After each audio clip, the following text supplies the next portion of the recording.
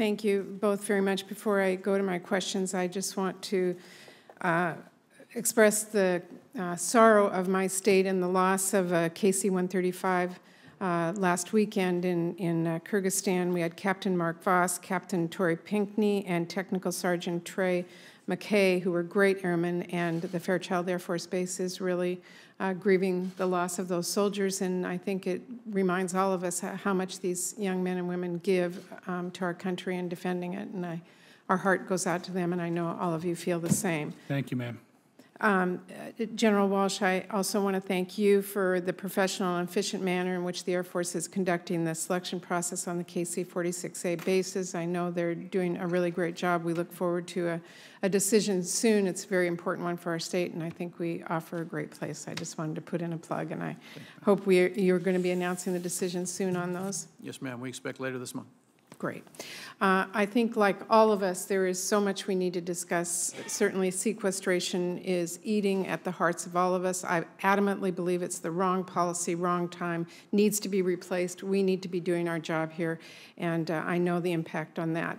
I know the many, many issues facing all of you, and I know the pride of many Air Force men. I'm heading home this weekend to bury my family's favorite uncle in Washington State. He was a colonel in the Air Force. He flew into Normandy, and we have pictures from his Brownie camera flying in that I'm pretty sure are unique.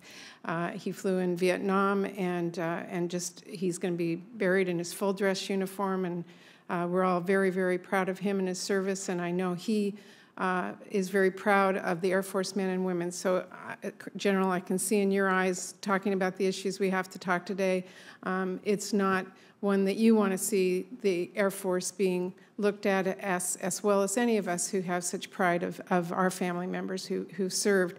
But I think it is imperative that we really get to the bottom of this sexual assault issue. Senator Ayotte and I have introduced legislation, Combating Military Sexual Assault Act. I think it's extremely important. You've asked for our help. We asked for your help in getting this done to do the prevention that you talked about. But also, I think the culture that you talk about needs to change. The chain of command is an issue.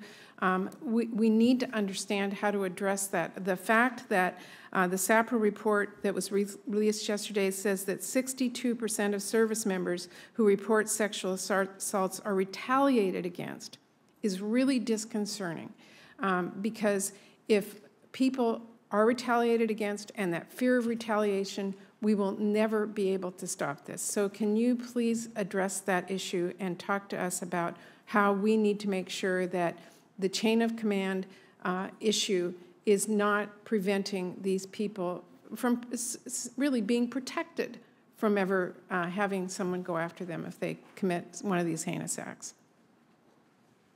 Thank you, Senator. I'd be happy to address this. First of all, the term chain of command issue is a huge term, as you well know. The view from a victim is very different than the view from a non-victim within the Air Force. As an example, only 16% of our victims report within the Air Force, based on our survey data, when they are sexually assaulted. The latest sensing poll we did in U.S. Air Forces Europe shows that a small sample, but of about 190 from 6 different wings, 64% said they would report. But the reality is when they become a victim, they don't. And so something changes. Their faith in the system, their view of what's happened, their concern about everything related to the crime and what happens after the crime. I don't know exactly what it is. There are a number of studies that we can look at and have looked at to help us try and understand that dynamic. The thing that's different that we have to change in the way we do business, and I think culturally we have a model. We were talking about the nuclear business. We have a 100% expectation that it will always be done exactly the right way.